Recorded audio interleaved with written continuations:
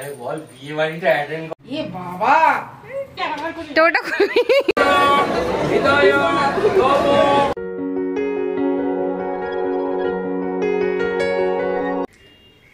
Good morning everyone, welcome to my channel.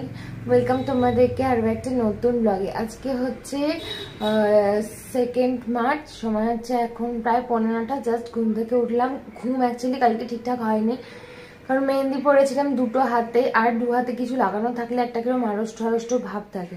তো সেই কারণে এদিক থেকে ওদিক ফিরছি, মনে হচ্ছে হাতের মধ্যে কি যেন একটা খসখস করছে, দিয়ে ঠিকঠাক মতন ঘুম হয়নি। অনেকটা সকালেই ঘুম ভেঙে গেছে, বাট এতক্ষণ ল্যাদ খাচ্ছিলাম এদিক থেকে ওদিক থেকে ওদিক। যাই হোক ফাইনালি উঠেছি।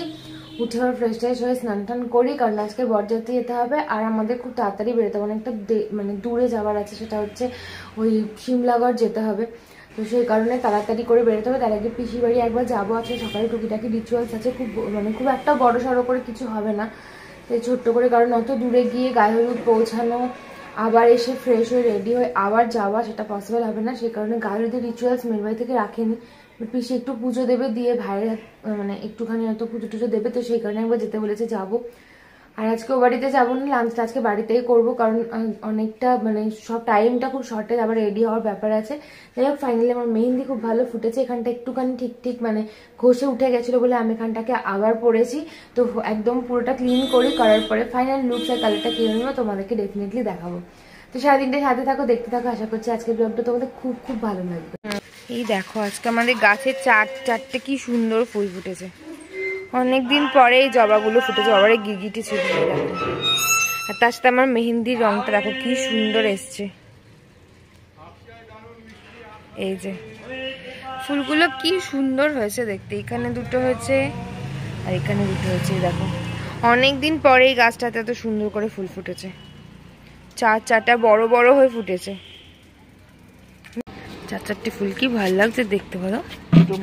প্রায় 12:30 মতন বাজছে, একটু রেডি হয়ে গেছি, ফ্রেশ হয়ে গেছে। যাচ্ছি এখন পিসির বাড়িতে কিছু জিনিসপত্র দিতে। কি দিতে যাচ্ছে তোমাদেরকে একবার দেখাই। এই যে কালকে টোপরটা কিনেছিলাম, আর এই যে বরের মালা ফুল সব দিয়ে গেছে, এগুলো এখন দিতে যাচ্ছি। পিসি বাড়ি থেকে এসে লাঞ্চ করার পরে ফ্রেশ হয়ে গেছি। এবার আমি কি শাড়ি পরবো, কি জুয়েলারি পরবো, আমার কিছু গোছানো ছিল না অ্যাজ ইউজুয়াল। তো আমি প্রথমে ড্রেসগুলোকে সব জায়গায় অ্যাসেম্বল করে নিচ্ছি, সব এক জায়গায়।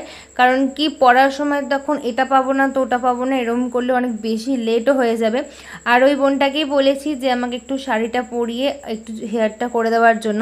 তাই ও আসার আগে আমাকে মেকআপটা করে রেডি থাকতে হবে, কারণ আমি খুব চড়া মেকআপ করি না, তাই নিজের মেকআপটা নিজে করতেই পছন্দ করি।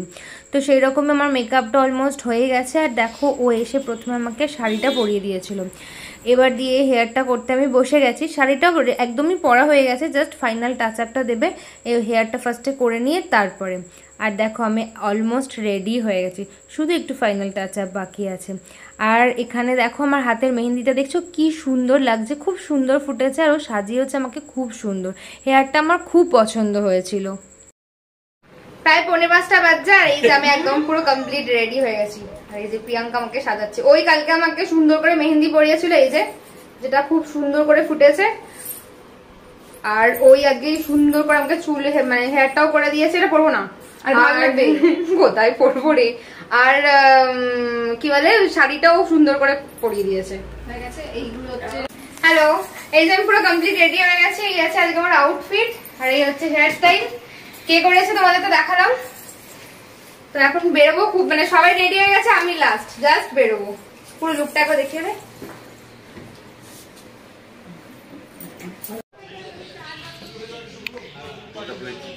হ্যাঁ তোটা এসে গেছি পিসির বাড়িতে। আর এখানে ভাই রেডি, সবাই রেডি, গাড়িও এসে গেছে। ওরা শুধু আমার জন্য ওয়েট করছিল যে আমি আসবো আর বেরোবো। মানে এইটাই হচ্ছে ব্যাপার, যে বর রেডি হয়ে গেছে, বাট আমরা যারা সাইডে যাব এরকম 2-1 ছাড়া মেনলি আমি রেডি হইনি। তো প্রথমে যাওয়ার আগে ভাই বাবা পঞ্চাননের মন্দিরে নমস্কার করে নিল। আর দেখো ফাইনালি আমরা পৌঁছেও গেছি। এখানে আসার পরে মেয়েরাও পৌঁছে গেছে। এবার বিয়ের আগে যে ধুতিটা পরতে হয় মেয়ের বাড়ি থেকে দেয়, সেই ড্রেসটা ওরা আমাদেরকে হ্যান্ড ওভার করে নিয়েছে। আর যেহেতু এখানে মন্দিরে বিয়ে হচ্ছে, সেজন্য আলাদা করে চেঞ্জিংয়ের কোনো জায়গা বোধহয় ছিল না। তো তো ওইখানে সাইডে একটা জায়গা ছিল, ওখানে সবাই হেল্প করে দিচ্ছিলো ভাইকে ধুতিটা পরার জন্য। আর ফাইনালি বিয়েও স্টার্ট হয়ে গেছে।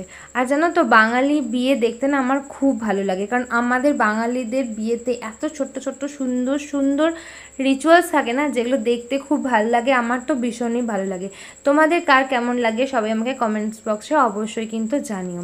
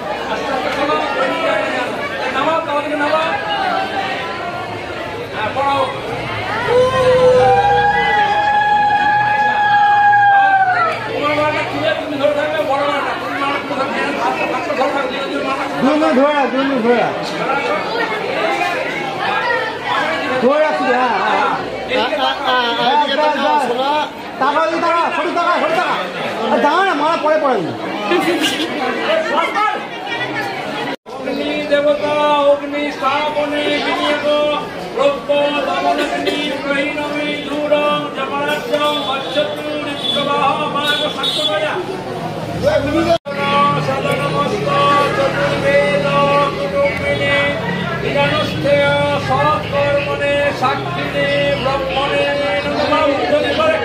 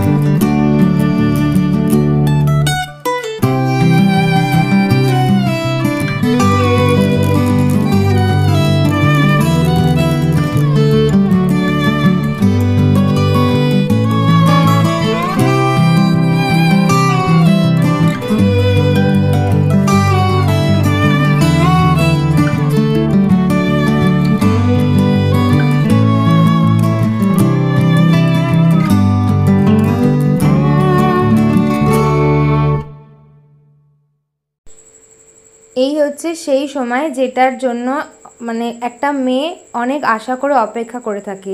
সিঁদুর যেমন মানুষের একটা লুকসটাকেও বদলে দেয়, তেমনই একটা মেয়ের জীবনটাকেও অনেকটা বদলে দেয়। অনেক নতুন কিছু পাওয়া, অনেক নতুন ভালো লাগা, একটা পরিবার পাওয়া, সব কিছু মিলিয়ে আরেকটা নতুন শুরু।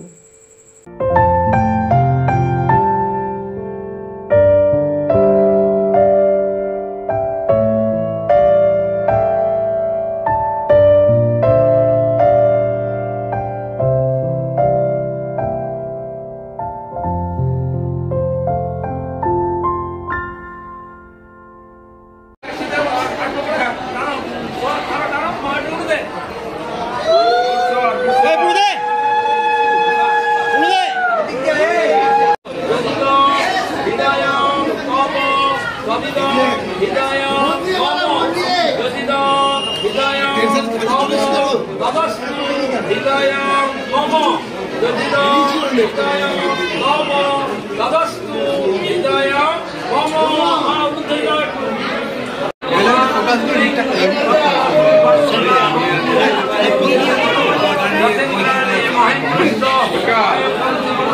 করে দিচ্ছে করবো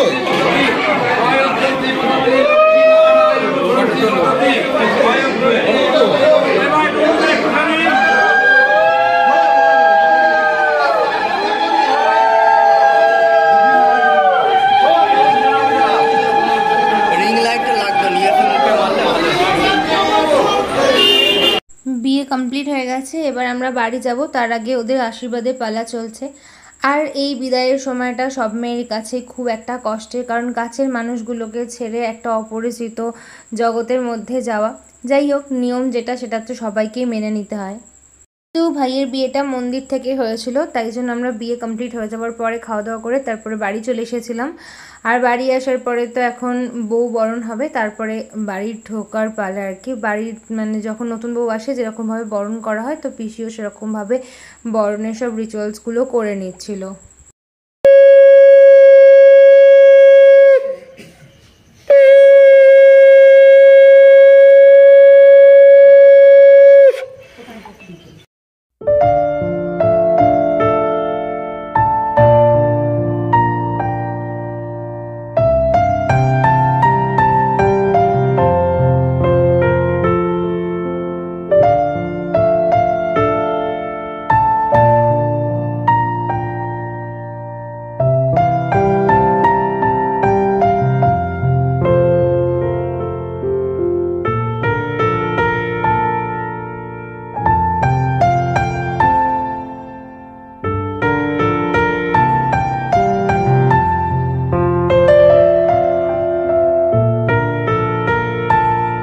রাত্রি এখন প্রায় 1টা মতন বাজে, বাড়ি চলে এসেছে। আর এখন চেঞ্জ করব, দিয়ে শুতে যাব। আর মা আমাকে একটু হেল্প করে দিচ্ছে চেঞ্জ করার জন্য, কারণ পুরো শাড়িটায় অজস্র প্রিন্ট ছিল। তো চলো, তার সাথে সাথে আজকের এই বিয়ের বাড়ি স্পেশাল ব্লগটাকে এখানে এন্ড করছি। যদি কিছু ভালো লেগে থাকে please do like, share, comments. সবাই খুব ভালো থেকো। Good night, tata.